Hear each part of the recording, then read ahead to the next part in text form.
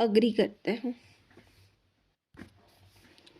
Fourth point is for presentation and disclosure of financial statement as per applicable financial reporting framework. Fifth point is for ensuring that audit report complies with requirements of relevant statute. Now, each joint auditor is entitled to assume that other joint auditors have carried out their work as per SA, and therefore it is not necessary to review the work performed by other joint auditors. सारे joint auditors qualified chartered accountants हैं, तो किसी को check करने का ज़रूरत नहीं है।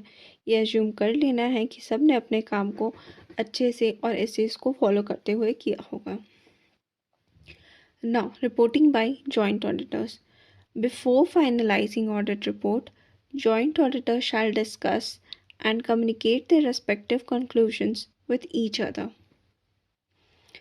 ऑडिट रिपोर्ट को फाइनलाइज करने से पहले जॉइंट ऑडिटर्स को डिस्कस और कम्युनिकेट कर लेना चाहिए अपने कंक्लूजन्स एक दूसरे के साथ। नॉर्मली जॉइंट ऑडिटर्स एक अग्रीड रिपोर्ट पे कंक्लूड कर लेते हैं, लेकिन अगर ऐसा होता है कि जॉइंट ऑडिटर्स को डिसएग्रीमेंट होता है किसी भी मैटर को लेके, तो सारे जो जॉइंट ऑडिटर है वो फ्री हैं कि वो अपना ओपिनियन एक सेपरेट रिपोर्ट के थ्रू दे सकें। ठीक है। If joint auditor are in disagreement with regard to any matter, then each of them should express their own opinion through a separate report. A joint auditor is not bound by views of majority of joint auditors regarding matters to be covered in report and should express his opinion in a separate report in case of disagreement.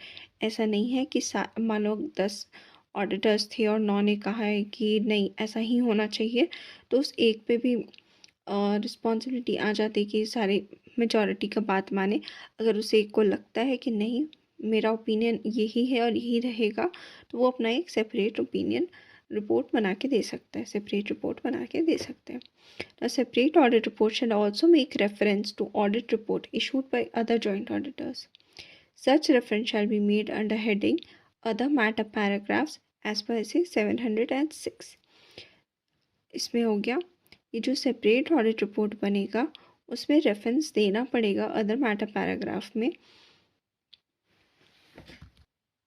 about audit report issued by other joint auditors. Here we end SA 299 joint audit of financial statements. Thank you very much. Hope you like, share and subscribe.